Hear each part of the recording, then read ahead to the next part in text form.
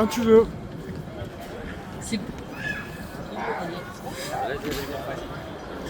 Chers camarades, chers amis, tous les 15 mai, depuis maintenant 78 ans, des centaines de milliers de réfugiés palestiniens et palestiniennes dans le monde commémorent cette date, la Nakba.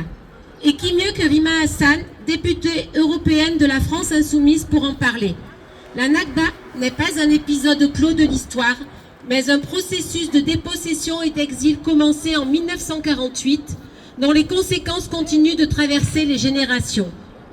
Elle s'inscrit dans une continuité faite de déplacements forcés, de fragmentation du peuple palestinien et de négation persistante de ses droits fondamentaux. Les archives de l'UNRWA donnent à voir l'ampleur de l'exil et les premières traces de l'effacement de la présence palestinienne après 1948.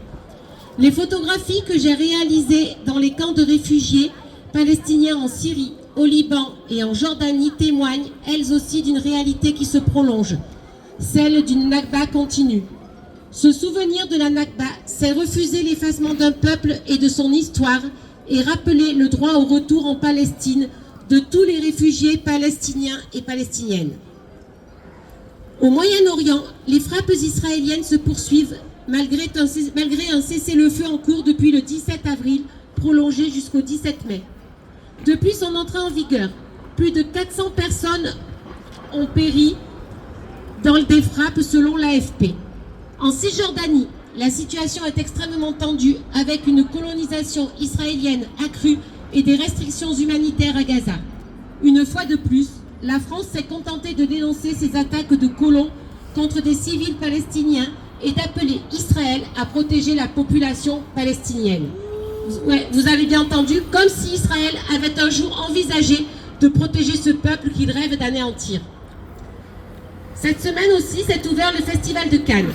À cette occasion, plusieurs cinéastes palestiniens ont été invités, notamment Hakan Mayassi pour le film Yesterday the Eye Didn't Sleep, sélectionné dans la section Un certain regard.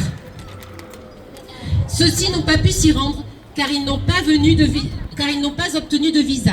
C'est une honte. Et la France, à ce jour, n'a pas justifié officiellement ce refus. Par ailleurs, l'Eurovision a lieu ce week-end avec un boycott historique par 5 pays, l'Espagne, l'Irlande, l'Islande, les Pays-Bas et la Slovénie, en raison de la participation d'Israël. Un grand merci à eux et respect. La France a soutenu le maintien de l'État génocidaire dans le concours et le ministre des Affaires étrangères, Jean-Noël Barrot, a salué le fait que l'Eurovision n'ait pas cédé aux pressions et que la France ait contribué à empêcher un boycott d'Israël. Quelle ignominie, quelle indécence!